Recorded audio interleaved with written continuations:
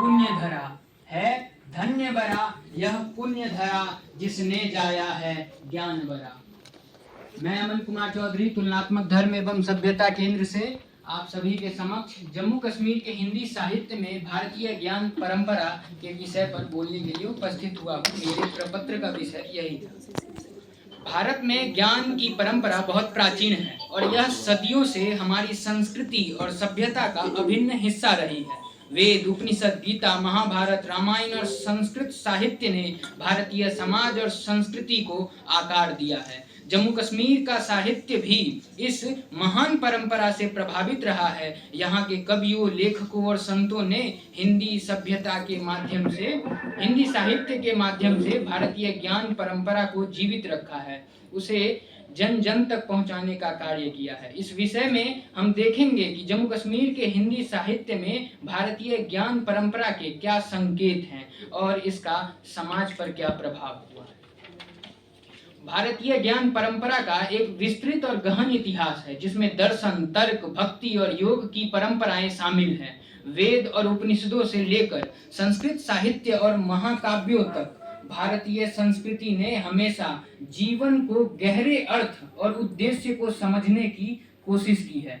जम्मू कश्मीर में भी यह परंपरा कई रूपों में प्रकट है, जैसे कश्मीरी शायरियाँ, सूफी साहित्य और हिंदी काव्य, साथ ही यहाँ का अद्वैत दर्शन, जो हम सभी को पता है कश्मीर शैविज्म के माध्यम से पूरे विश्व, पूरे भारत में फैला है और एकत्व के भावना को जागृत किया है। भारतीय ज्ञान परंपरा को 3 मुख्य क्षेत्रों में विभाजित किया जाता है: दर्शन ज्ञान, दार्शनिक ज्ञान, सांस्कृतिक ज्ञान और आध्यात्मिक ज्ञान। जम्मू कश्मीर का साहित्य और भारतीय ज्ञान परंपरा। जम्मू कश्मीर का साहित्य विशेष रूप से कश्मीरी कविता और सूफी साहित्य भारतीय ज्ञान परंपरा और महत्वपूर्ण अंग में उभरा है। कश्मीरी कविताओं ने भारतीय दर्शन, धर्म और योग की गहरी समझ को अपनी रचनाओं में अभिव्यक्त किया है। कश्मीरी शायरियों का भी प्रभाव पूरे विश्व में देखा जा सकता है, जिसमें हिंदी के साथ साथ हम उर्दू के लफ्ज़ों को भी समायोजित कर एक नया आयाम देने का काम करते हैं। हिंदी साहित्य में जम्मू कश्मीर का योगदान। जम्मू कश्मीर के हिंदी साहित्यकारों ने भारतीय ज्ञान परंपरा को अपनी रचनाओं के माध्यम से विस्तार से प्रस्तुत किया है।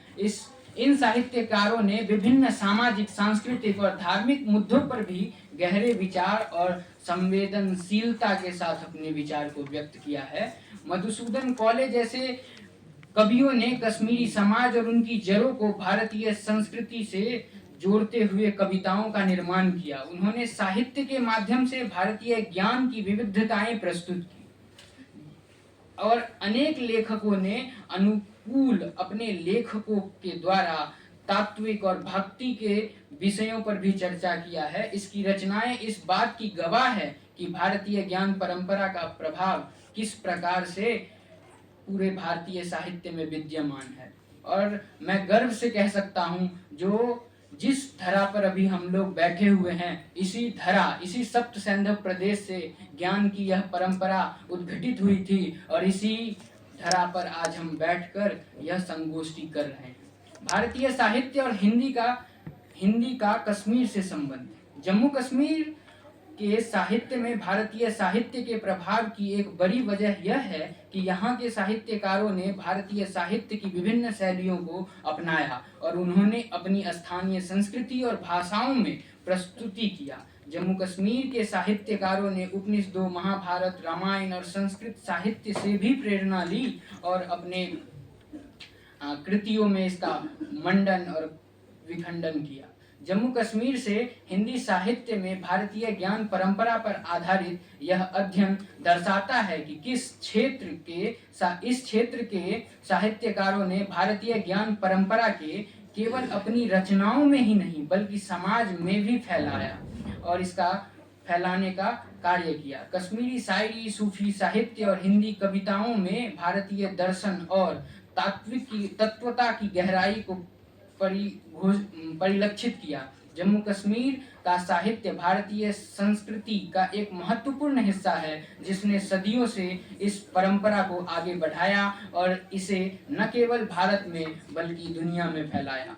मैं अपने प्रपत्र का अंत श्वेताश्वतर उपनिषद का एक श्लोक है जो भारतीय ज्ञान परंपरा को परिलक्षित करता है, उससे करूंगा। वेदाहमेतं पुरुषं महात्मादित्यं तत्सह प्रशस्त तमेव दिव्यत्यम् आत्ममित्यो नन्यथाह पंथः वेदे अयायनाय। धन्यवाद। बहुत बहुत धन्यवाद। ये